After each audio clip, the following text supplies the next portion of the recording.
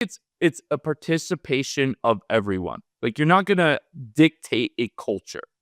It has to be everyone involved, and that's really what we did. I mean, I had hiring events, Matt. I'd have 2 people interviewing on Zoom, and I'd have 25 of my team members there Hmm. asking questions, from the warehouse guy all the way to the executive team. Yeah. Why? Because I wanted people to see what the culture was before they walked into the building, right? And by having them be a part, they got to see who they might be working with, and they learned really quick whether they were going to be a fit or not. Craft Your Life is a radio show for the tenacious, the bold, and those who refuse to settle for mediocrity. We bring together visionaries, game changers, and relentless go-getters who are crafting their lives, businesses, and relations in pursuit of excellence. If you are ready to shatter limits, embrace the amazing, and live life on your own terms, this show is for you. Each episode delivers actionable insights, inspiring stories, and unfiltered conversations that will ignite your drive to win a life worth dying for. Tune in and get ready to live viciously. Ladies and gentlemen, welcome back to the Craft Your Life radio show. Today's guest, I have Chuck Staszkiewicz, and I had to practice that name multiple times. The original Chuck in a Truck, Chuck the Plumber. He's based in Salt Lake. I'm really excited to talk with you today, Chuck. Your journey of scaling up plumbing from a garage to 20 million plus is significant, especially in 12 years' time. And now you are co-founder, and my understanding is with your sister, the Correct. Opus Gold Group. So lots of things to dive into. If you are an entrepreneur yourself or running a trades company, this one's going to be right up your alley. And for everybody that is interested in crafting a life, we are dropping in right now. So Chuck, I appreciate your time. Yeah, thanks, Matt. I appreciate you having me on. I'm glad we got to connect. I know we know similar people on Facebook. Facebook's such an interesting community. It's right? so Like, interesting. you know, you don't think you know these people, and then I was at an event, and some guy, a Service Titan event, and it was, 6,000-7,000 people at it. Some guy came running up to me out of the crowd, and I had no idea who he was. And he was like, "Thank you for posting the reminder of plan your week every Sunday. Like, that's really changed my life." And I was like, "Wow, that's Fascinating. quite an impact, right?" So Yeah. I have a love-hate for Facebook. I love it in the sense that I get to meet awesome people, but in the other sense, it takes a lot of my time. So Well, it's interesting because to me, that just is a reminder. It doesn't matter whether it's in Facebook or an interaction in the grocery store. Like, some of these little interactions that we have might be yeah, insignificant to us. And yes, they can just change a world for an individual. yeah, It's pretty absolutely, interesting. And absolutely. I know we'll talk about mentorship in our conversation. But that's where my mind goes when thinking about that. It's like Yeah, how we interact with other people, how do we serve and just show up day by day, because you never know when something's gonna trigger. yep, yep, absolutely. Chuck, I want to hear a little bit of your story. So I understand you started in the garage, which is awesome because I love garages, just being garage doors. I also started my garage door company in my garage, as a lot of really great businesses have. So can you give us a quick and dirty, like, how did that start? Why plumbing, and how did you grow from there? Well, I think, like most, I would say a really good percentage of tradesmen, I didn't like school, right? So that's why I got into plumbing originally. Is I wasn't going to college. I was in the food industry. I was working in the deli, worked in restaurants. Working in restaurants and the food industry, you can make some good cash, right? Like, you don't really need experience. You just need to hustle. And then I found plumbing. I started in Bergen County, New Jersey, and I was about 23 years old. And I tell this story all the time, but it's so significant. I was working in a deli, and a plumber came in every day, a couple times a day for coffee. He's always Hmm. working in the area. And so I got to know him through that. And at one point, he was like, "Hey, I need some help. Like, do you have some time this weekend that you can come help me?" I was like, "Okay." So I went and helped him, and he paid me like I don't remember what it was. It was like $250 for like 6 hours. And I'm like, man, you gave me a little too much here, right? And he's like, no, I'm good. So I started to ask the questions. I'm like, okay, so what did you charge for this job? It was a repipe of a sewer stacking, above ground. We didn't have to chop the floor or anything. And he's like, around 3,500. I was like, all right, we're done in 6 hours. I'm like, how much did you pay for parts? He's like, around 350. So I added mine and the parts. And then I was like, so you made over $2,000 in 6 hours? And he was like, yeah. And I was like, okay, tell me all about this. So that's what started my career in plumbing. And then, 2008, master plumber. I was in New Jersey. I'm like, no wife, no family. I had, family there, but not my own family. And I'd put a lot of things off to focus on my career. And I wasn't doing things for myself. So I went to a ski vacation in Salt Lake City. And as soon as I got off the plane, I said to myself and to my friends that were there, I'm like, I'm moving here. And they were like, no way. And I'm like, no, I'm moving here. They're like, Chuck, you're crazy. Like, you got a good career. You got, I had a side business at the time. And sure enough, 6 months later, I sold everything back there and moved here, bought my first house. And 2011, so I worked for a company for 2 years when I first moved out here, just kind of to get the lay of the land. And then in 2011, so we all know what happened in 2008. 2011, it was kind of starting to come out of it, but people just, they weren't paying tradesmen very well. And I couldn't find a job for more than $16 an hour. And I went in and I took a job because I was my first child was going to be born. And I took a job for $16 an hour. And, I tracked my sales and I went in for my 90-day review and I was doing around $723 a sold hour. And I knew I was crushing it. I knew I was way past everybody else, right? And so they sat me down for my review and they're like, hey, we got some great news. I love what you've been doing here. Thank you for all your hard work, blah, blah, blah, this and that. We want to offer you $18 an hour. And they slid the paper across the table. And I'm like, oh my gosh. Sorry, guys. I'm like, I can't do that. I'm like, I think I've proven myself. I said, what's the next guy underneath me? And he was doing like 200 and something billable hour. And I'm like, look, I'm doing 3 times the work. Like, I need to make at least 25 an hour. And they're like, yeah, no, sorry, we can't do that. And I'm like, okay, well, now I'm your competition. And that was pretty much it. I was kind of forced into, because when I moved to Salt Lake, I said to myself, I don't want to work for myself anymore. I'd been doing 100-hour work weeks, working 2 jobs, getting my license, the whole 9 yards. I kind of put life on hold to do that. And I just wanted to take a step back. So I'm like, I'll work for somebody. And, soon enough, I was doing side work again out here. Everywhere I went, everybody knew me as Chuck the Plumber because they couldn't say my last name, right? So so it was really interesting. And I was forced to do it. So I, 10 grand in the bank, went and bought a $2,000 old white, stalker van. Yep. Right. And that's how it started. And 3 months in, I hired my first employee as a helper. He was Spanish guy, worked as a dry cleaner, ended up staying with me the whole time. He was with me for 12 years.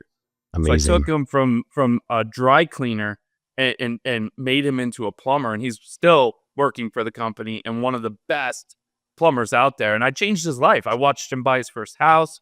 I watched him buy the car that he wanted. Like, his wife stopped working, So yeah, it was really, really interesting because I was kind of forced into it, right? And once I was forced into it, it was like, all right, I don't know a lot about business. I'm a really good plumber. I'm great at sales. I'm great at service. I love working in people's homes. I'm just gonna do that.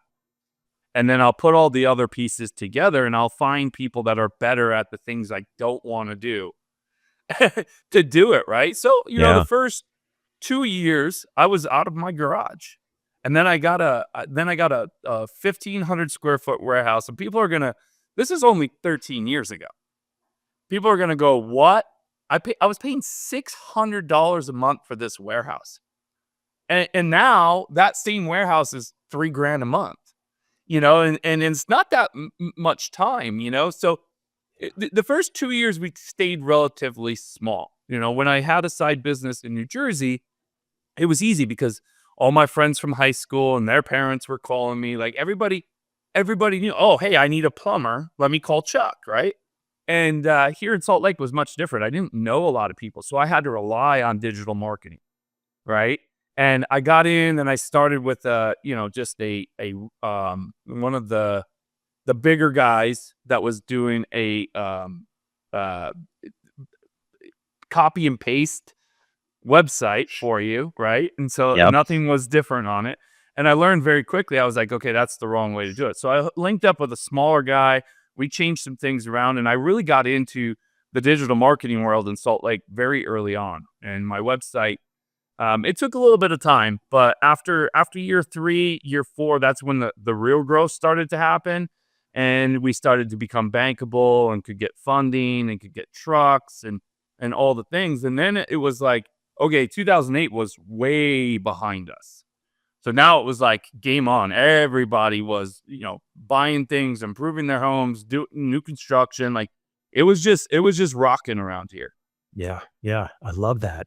Yep. When you were putting this together, I'm curious on a couple of things. So one direction I'll go in first. Did you set out to build a company that you could sell? Like it in the garage? Like when did that form and like Man, that's a really interesting part of the story. I always said to myself, I'm going to have 3 trucks. And I'm just going to, I'm going to pass this on to my son eventually that I have, right? Yeah. Yeah. That was my vision. And I grew to 65 trucks, 130 employees, and sold the business. Yeah. It really came on. So I did, the first 10 years, 9 years, really, I did $12 million in sales. I grew to $12 million in sales in 9 years. And at that point, I was still running it like a plumber in the van. I was still in the truck. Okay. So I say this all the time. I was kind of like the Tom Brady of the home service industry. I was throwing lots of Hail Marys, fourth quarter, down by a lot, and everything stuck. Okay. And realistically, it's true. And then the magic 2020 came, and we all know what happened then, right? COVID saved my business. It really did. And it made me, the reason it saved my business is it humbled the you-know-what out of me. Yeah, I get that. And literally, because it opened my eyes, because I'm like, man, I'm just this plumber in a truck doing $12 million a year. I'm unstoppable. Everything I do is great. I open up another division. It works. So on and so forth. But as soon as COVID hit, I said, oh, I don't know how to get through that. Right. And it made me open my eyes and start to look at everything in my business. Everything. And the first thing I did, I remember I was meeting with my general manager. I said, look, we're going to double down on marketing, and we're going to find some resources, a coach or a mentor. And that's exactly what I did. And literally, I went in with the thoughts of, I know nothing. I know nothing about business. Teach me everything, right? And I became a sponge. And in a short amount of time, we went from $12 million in sales. The last 2 years, we added $8 million in sales and doubled our employees. So, that was a really pivotal part of my process. Now, in 2020, I still didn't have thoughts of selling. It wasn't until about 2021, I got hit with a major lawsuit. And that's when I started to look at my life. And I said, is this reward worth the risks anymore? And I was out of the truck at that point. I have a young family, so I was, doing more family time than running the business. I had great people in place. And for me, it was like, no, what I loved to do was serve clients, be in the truck, do those things. And I'm not doing that anymore. So the reward was not just the money, it was being in that atmosphere. And it was an identity shift for me, right? where Yeah. I was that was my identity for so long, is helping and serving people, and now I'm this business owner. And realistically, when I looked at it, it was like the risks are just not worth the rewards anymore. And so we went to we had a big planning event around it, and it took us 2 years. And now, because I am consulting and working with other companies that want to grow and scale and either keep it and pass it on to family or sell it, I tell everybody, like, look, if you're going to sell, you need 2 to 3 years of preparation. And, obviously the more the better, because we still, in 2 years, we still left a lot on the table. But yeah, Yeah. that's really where it came. Like COVID was COVID was the eye opener and what helped me form it into a real business. And then that lawsuit was kind of the other one of like, okay, do I want to do this for the rest of my life? And is the reward greater than the risk? Yeah. Fascinating. I heard you mention in another convo as I was preparing, really like one of our values is do what you say you're going to do. And I think you were speaking to culture and just the fact that if you said it, your team knew that it was happening and just how critically important that is. Yeah. And so I'm going to get to culture here in a minute, but just out of the gate, that value, was that born or did you learn it? So I did a lot of the hiring, and I even tell that was one of my things. Like I loved talking to people, meeting people, and I got really good at it. Nobody else could hire like I could. We would have a need for people, and on Friday as a team, and by Monday I'd have 5 people showing up ready to work. And the biggest where that came from, Matt, honestly, is every time I was talking to guys, 90% of the reason they were leaving where they were at was false promises. And that's where that came from. Because I knew, like, I was always the guy that, me and my partner were very giving. We always gave to our employees because we felt, and this is not a great business model, but it was our business model for a long time. We felt we take care of the employees, they're going to take care of the clients, the money will come. That was kind of our philosophy there. And, just by doing all those interviews, Matt, like, and hearing that time and time and time and time again, that became my rule, right? If I say it, and we used to preach this at every single meeting, every company event, is like, I can't fix it if I don't know about it. And if I say it, it's going to be done. And you may have to remind me, I am human. You may have to remind me, but it will be done.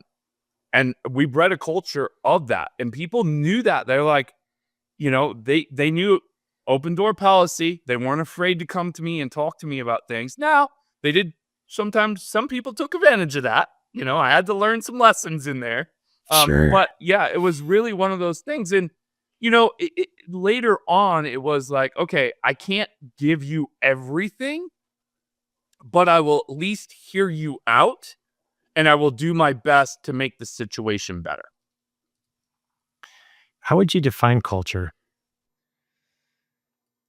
Man, ours was a family, and I think a lot of businesses, that start out smaller businesses, or growing businesses, they start out as a family business. My sister worked for me. She was my general manager. My mom worked for me. My dad worked for me. My brother-in-law worked for me. My other brother-in-law worked for me. My sister-in-law worked for me. So, in my opinion, it was a family, and these guys, like, and gals, I mean, I had someone reach out to me the other day from the company and was like, hey, it's been some time. Like, I love the culture that we had there. Are you hiring? And if you are, can you, consider me? She's like, I missed that. Right. And she's worked at a couple different places since.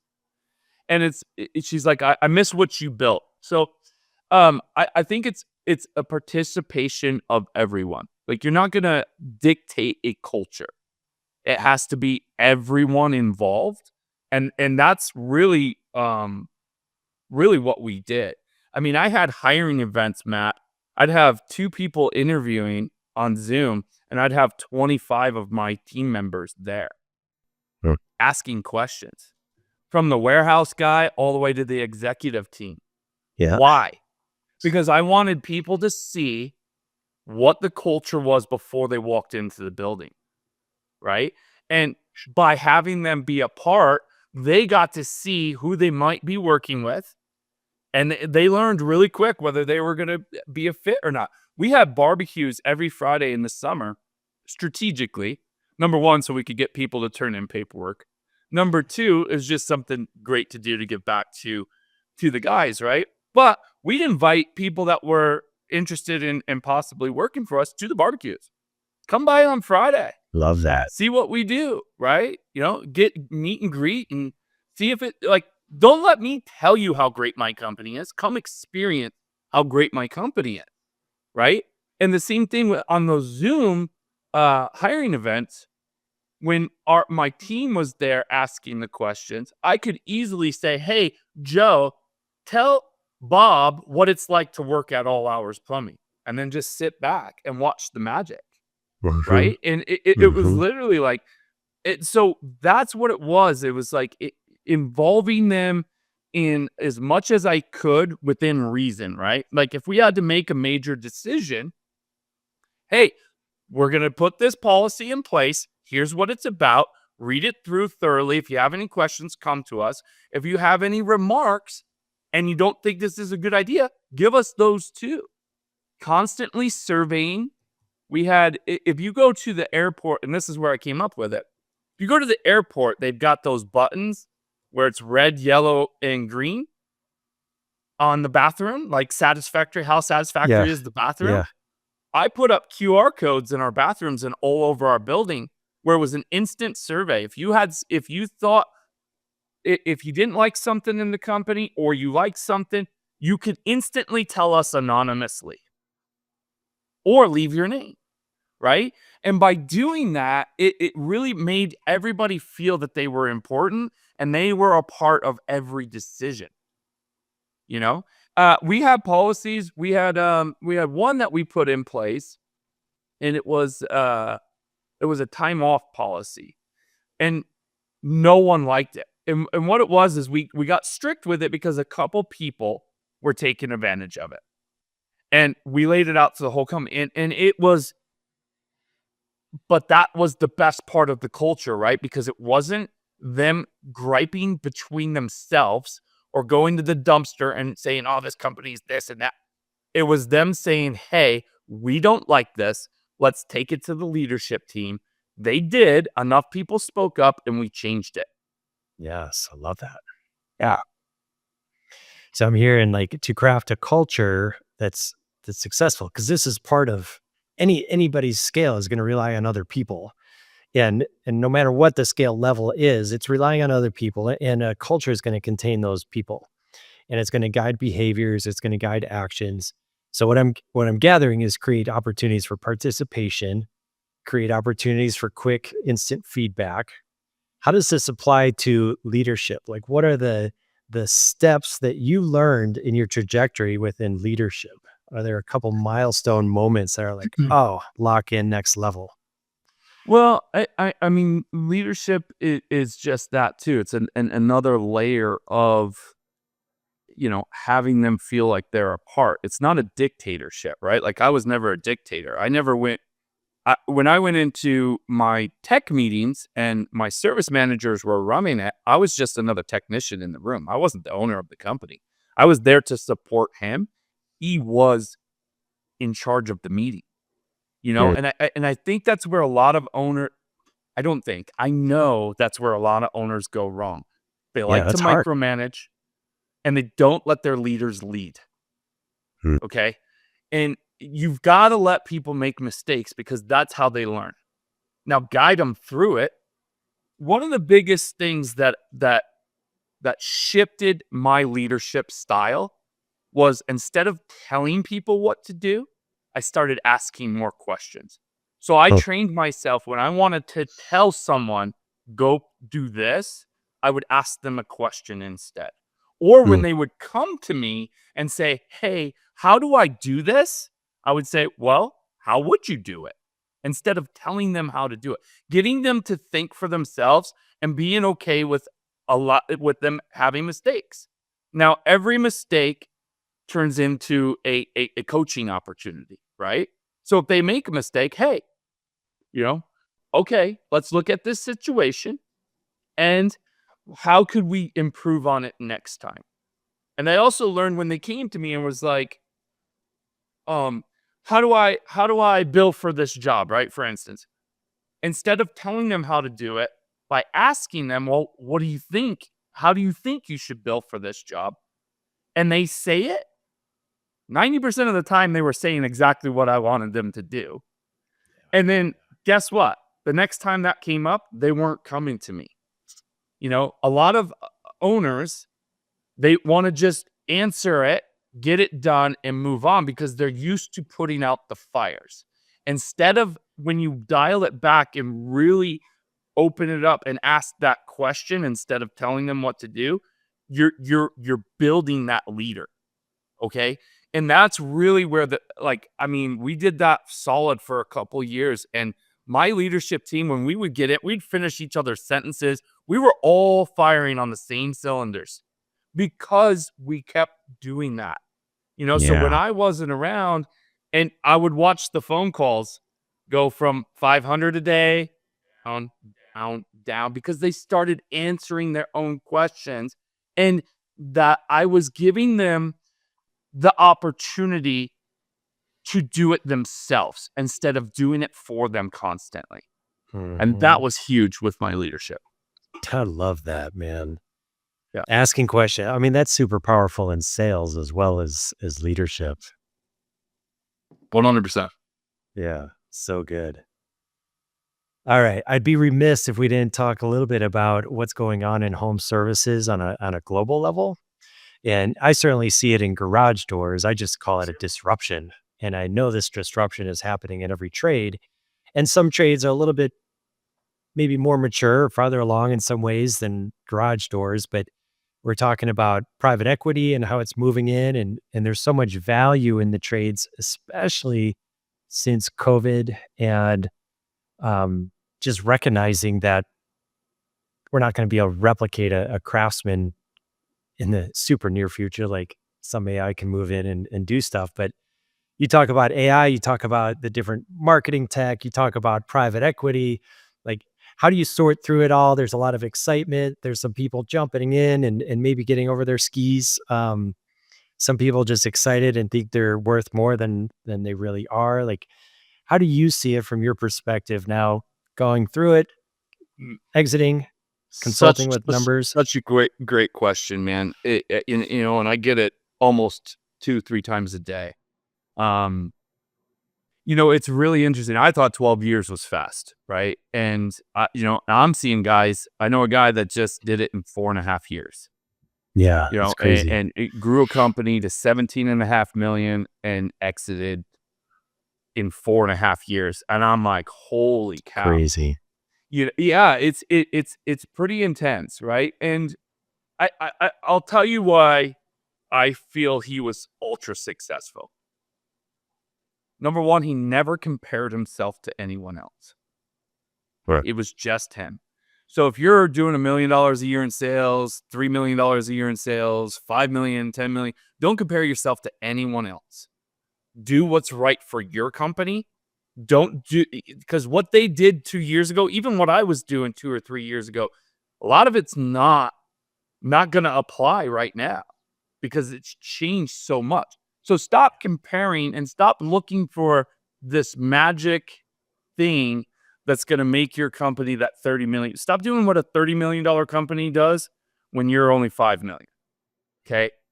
You're not ready for that yet. Okay. It's a journey. Every business is on a journey, and where you're at in your journey is not the same as another business. So you have to identify that, right? A lot of things are still applicable, But there's a lot of things that aren't because of the advancements in technology, because of mentors, leaders out there giving great advice. I mean, the amount of advice that's free on Facebook, if I would have had that, holy cow. Like, I would have been a $50-60 million a year company. The problem is people are taking that advice and implementing it in the wrong times of their journey. Agreed. That is the missing key. You can't, if you're doing $600,000-$700,000 a year in sales, you shouldn't go write a book, right? That comes later on. Yeah. When you're doing $600,000 or $700,000 a year in sales, the only thing that you should be doing is going and get more sales and getting the jobs done. Hey everybody, this is Luke from Cooler Garage Doors. Just want to take a quick second to talk about our sponsor, Sommer Garage Door Openers. In our opinion, Sommers are the highest quality product on the market today. We recommend them for all of our residential garage door installs because of the variety of features they include, such as Wi-Fi connectivity and safety features such as a fixed chain, which moves along a secure rail to ensure your garage door opens quietly and safely. Click on the link in the description to learn more about Sommer Garage Door Openers.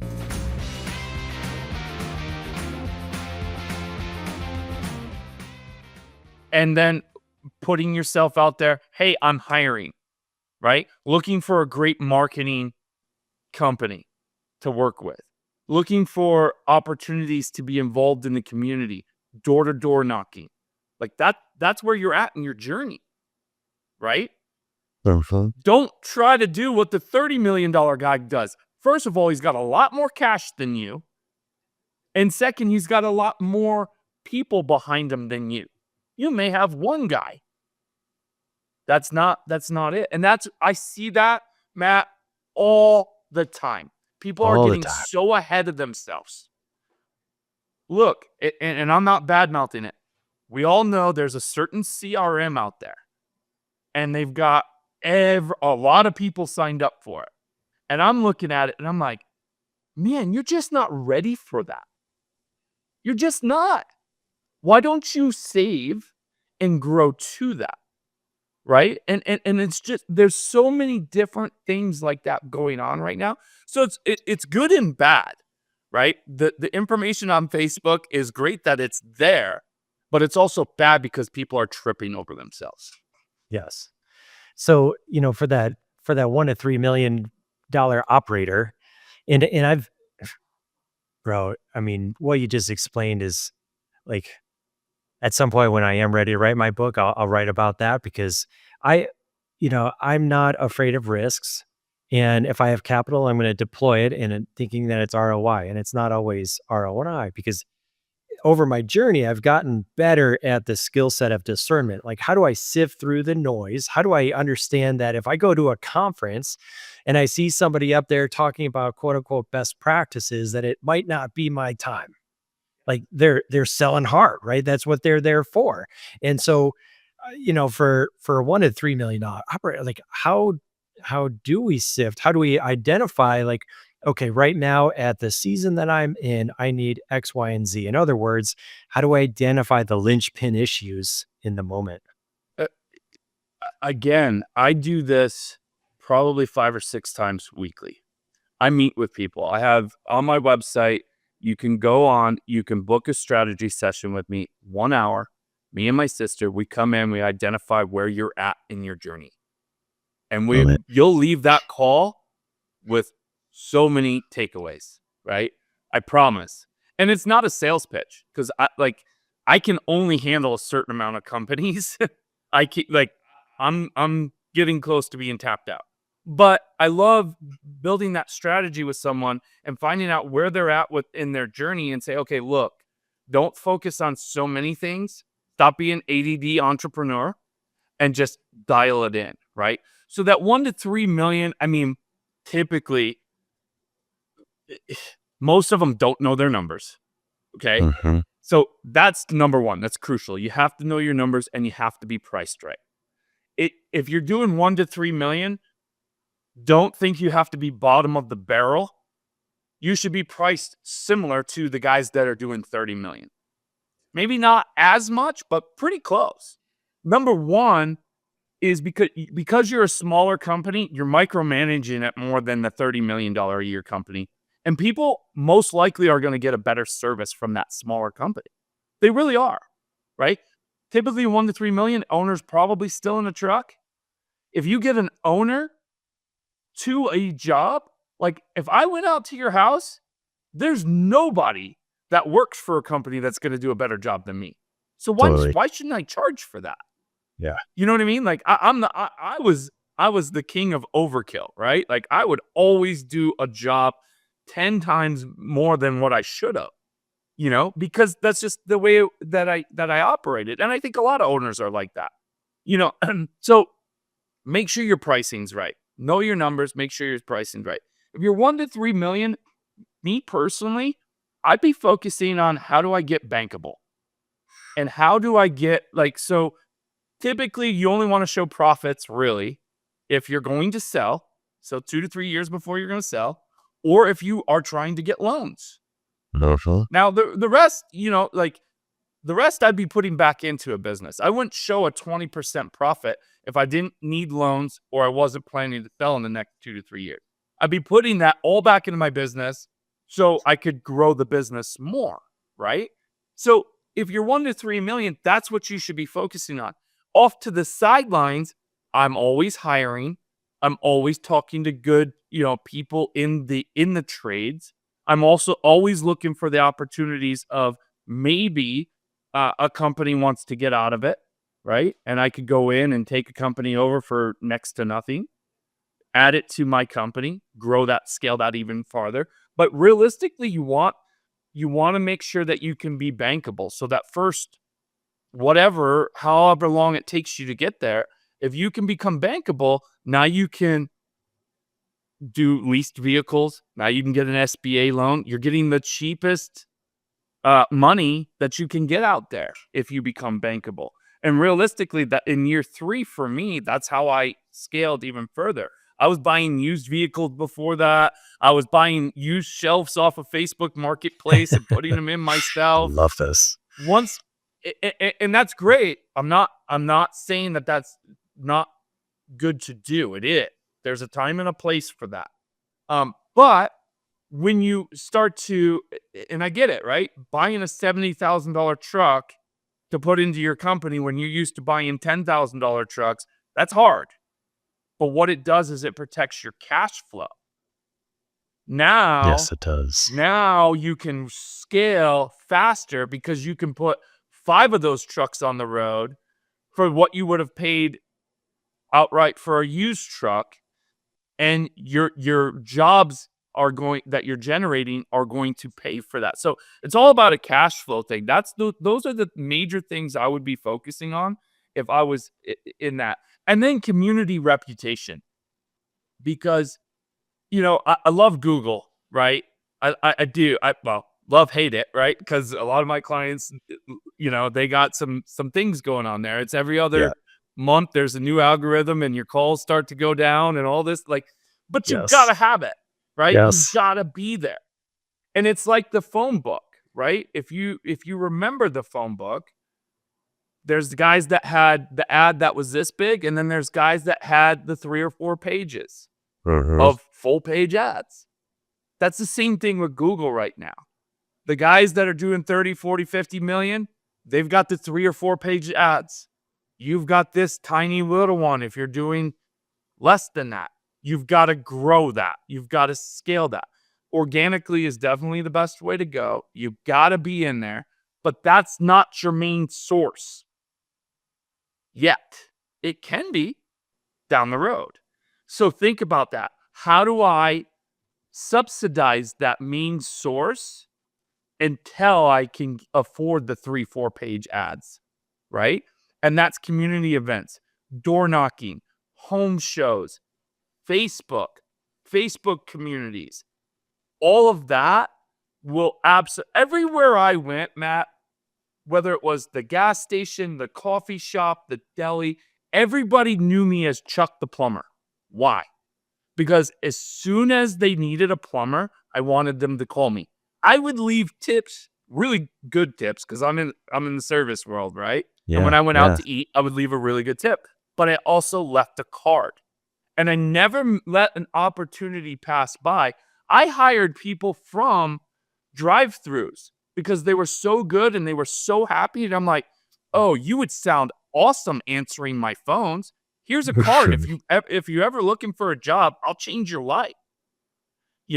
So never miss that opportunity to see, hey, this would fit into my company.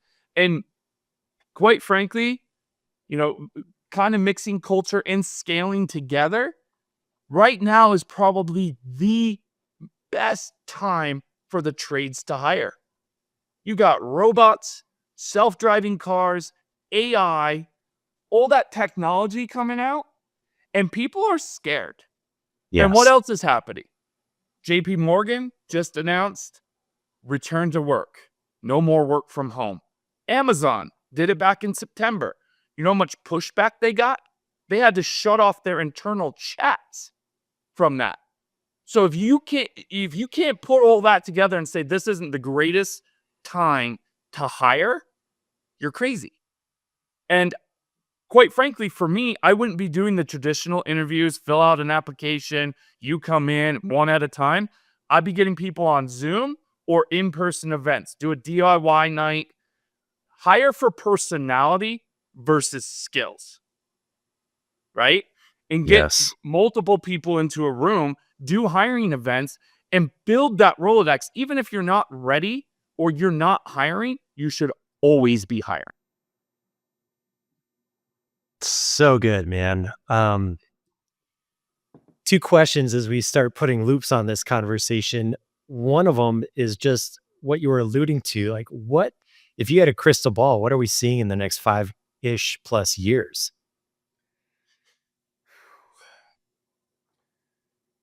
If I were to do it again right now, man,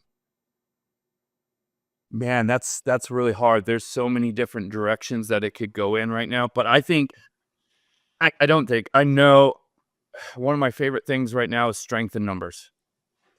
And I'm not just saying this to say it. Look, if you can go out and partner with somebody, if in year 5 or 6 somebody came along and was like this guru that has done it, built a huge company, sold it, the whole 9 yards, came in to me and said, hey, I'll come mentor you for 20% of your company, I would have been all over it. Not at that time, because I didn't know any better. But I really do feel strength in numbers right now. There's going to be a lot of people that are going out and they're going to probably package up these smaller ones and create these bigger companies faster, because that private equity is not going away. There's something like $140 billion in private equity money right now to acquire company. But they're not looking for the $1 to $3 million dollar company. They're looking for, used to be 10, now it's down to 5 million or more. But they want the systems and processes in place. They want, you on a good platform. They want to know.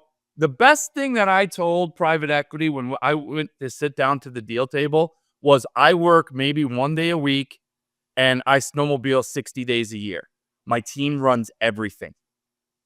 If you can't say that, you're not ready to sell.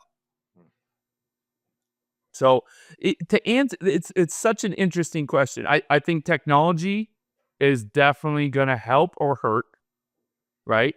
Because automation is this. If you automate something shitty, it's just going to make it shittier. Yes. Okay. If you automate something good, it's going to make it better. So a lot of people are now trying to automate stuff that's not a dialed in process, right? I do believe call centers with AI. I know that the AI technology is going to advance super fast. I think call centers are going to be, 80% AI driven and 20% human driven. So what does that mean for people that are in call centers? You got to step up, right? You got to become that 20% because you still need the human element. But there's some of these AI call takers that I can't tell, unless I know what I'm looking for. And that's just going to keep advancing and advancing. So that's going to revolutionize a lot of things. Like, I mean, you think about it, right? In my opinion, I don't feel that home services are completely safe. Look, they already got robot sheetrocking places. Okay. So, and me as an owner, if I could hire 40 robots, teach them a process once, and they're going to do it perfect every single time, sorry, I'm going to do that. Right. And then it's like, stop thinking you're safe, because you're not. Right. There's no job that's safe at this point. Yeah. So stop living in the comfortable, get out of your comfort zone and go for it all. Right. Like, if you're an owner, you may not take every weekend off. You may dedicate a few hours a day to your business on Saturdays and Sundays. You may not go on vacation. I didn't go on vacation for 9 years. People only see the success. They don't see what leads up to it, right? That's right. And I'm not saying that do it the way I did, but there are going to be times that you have to sacrifice, right? Especially if you're doing it bootstrapping. If you don't have capital behind you and you're just doing it, that's all you have is muscle. And that's all I had, right? So, lots of things. I do see the industry is definitely changing. I do feel anything that you can do service agreement wise, lock your customers in, warranties, give better warranties. And then all these devices, I mean, even in garage doors, you can program the remote with your number in it if there's a problem, right? Any technology that comes out that you can program your number in, that you can be the first responder, do it.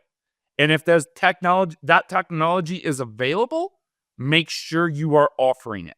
Plumbers, mowing flows, if you're not doing it on every single house you go into, you're crazy. Because it literally has a concierge service that will ring you if something's wrong in the house. Same thing with HVAC. The thermostats that say, hey, there's something wrong with your system, call Matt. That is super important right now. Yeah, it's the modern sticker. 100%. Yeah. Last question for you for now. And I've appreciated this conversation so much. One of the things is always asking about, how does an operator, no matter what level, we're at, there's always the next level that we get to learn. And how do we sift through all the noise and opportunities and availability of service or whatever in order to, and in your answer, what I heard was, well, go find somebody that's been through that, a mentor. And this leads into the Opus Golds group, because I know this is a part of what you and your sister offer. But just, I think that mentorship is critical, whether we're children. That's what I used to do back in the day, was be a case manager for that. But then, growing up, I still have always sought out mentors. And so I just wanted to open up, this opportunity for you to speak into it, talk a little bit about Opus Golds, but just the importance of mentorship from where you're at and where we're going. Yeah. I mean, excuse me. Strength in numbers, right? Yeah. Join a mastermind, whether it's a free mastermind or it's a paid mastermind, right? Obviously, the value, you pay to play sometimes, right? And people's time is worth money. So you can't expect someone that has had great success to come on and just do everything for free. That's number one, right? Cut out all the noise. Find one that fits for you and focus with that person. Cut out all the other noise, right? If you see a great idea, bring it to that person. Don't just start implementing things on your own. Don't just say, oh, I saw that this guy wrote a book on Facebook and I'm going to do that, right? Bring it to your guide, bring it to your mentor, right? Don't jump ahead. And realistically, if you can't listen to multiple people. You have to dial it in and listen to one. So find one that fits you and what you want to do. I personally, if I'm looking for a mentor, which I have 2 of them, I look at, okay, what do I want to accomplish here? and have they done it? And I interview them, right? Love it. That's realistically it. But look, if I was mentoring you, Matt, I could save you from getting a class action lawsuit against you because it happened to me. That lawsuit was $3.4 million. We settled, but it still cost me a lot of time, a lot of frustration, and a lot of money. So that's really what a mentor can do, is it can save you on all those things. And if they're not, then simply say, hey, look, this isn't a good fit. They're not always going to be a good fit. Typically, when I work with a company, I need 3 to 6 months to even see if we're going to be compatible. Because I can tell you something, it's up to you to implement it, right? And I look at the group that I belong to, and why was only 1% successful? Because they were really good at implementing. And not everything always worked out because it's not a one size fit all. What worked for another business in North Carolina didn't work for me in Salt Lake. But I was fast at implementing it, staying consistent, and then collecting the data. Is this working? Is it not working? Do we tweak it or do we get rid of it? That's really what it is, right? Like if your mentor says, hey, you need to go out and focus on sales, a really good way to do it, let's build out a door-to-door campaign. And you implement it, you track it. If it's working, you continue to do it. If it's not working, you either have a choice: do you tweak it or you get rid of it. Is it worth your time? Are you getting an ROI? And having someone to just bounce those ideas off of, it helps you go super fast. You're not questioning so much, right? And you can build things out so fast. The guy I spoke earlier about who did it in 4.5 years, he had multiple mentors. I actually, used to talk to him quite often. I don't want to say I had a part in it, but I did talk with him a lot. He was really good about asking questions and not everything that, I suggested he did. He was really good about asking the questions. And I'll tell you, if you asked him, he probably would contribute a lot of his success in going that fast to mentorship. Love it. Chuck, how do listeners get a hold of you? Where do we follow you, check you out? If there's some alignment, I encourage people to reach out. opusgolds.com, opusgolds.com. There's a link to my calendar, book a strategy call. Find me on Facebook, Chuck Staszkiewicz, or the OG group. If you friend me on Facebook, I'll put you into my private Facebook group, the OG Business Success Group. Happy to help. I do every Thursday, I have open office hours from 11 a.m. Mountain Standard Time to noon. If you DM me, I'll have you join our open office hours. Glad to go over anything. I don't care where you're at in your journey, whether you've started your journey or you've been doing it for 30 years. I love doing this. I don't do this because I have to. I could go sit on a beach somewhere if I wanted to, but I don't. Again, there's no dumb question. There's nothing too simple to bring it to me. Like, I mean, I've had people as simple as, I need help with a price book. I need help. Like, it doesn't matter. I promise every person that, because at the end of every call, I ask, what are your takeaways from this? And I get multiple. And my goal is to leave those businesses better off than before they met me. And that's really it, man. I love the community. I love the home services. And it doesn't matter what you're doing. It doesn't have to be plumbing and HVAC. It can be garage doors, pest control, roofing. It doesn't matter. Like if you're serving someone in the home, jump on a call with me. We are going to have a lot of fun. That's for sure. I love that, man. We'll definitely include all those links in our show notes. I encourage listeners to reach out to you. Man, Chuck, I'm glad we connected. I've been just seeing some of your postings in the social media world, and you've gotten my attention. This conversation was really great, and I appreciate the level of authenticity and realness that you run. So it's super refreshing. I just wanted to mention that and just thank you for your time. Yeah, appreciate it, Matt. Thanks for having me on. Thanks to all the listeners. Like I said, here for you when you're ready. Ladies and gentlemen, Love please that. know that I am incredibly humbled and honored. I can't believe I'm saying this. We have over 2,400 subscribers on our YouTube channel, and we're just growing. It is amazing. And your likes, your subscribes, and your shares have helped us get here. So let's grow this thing together and just know that you are appreciated.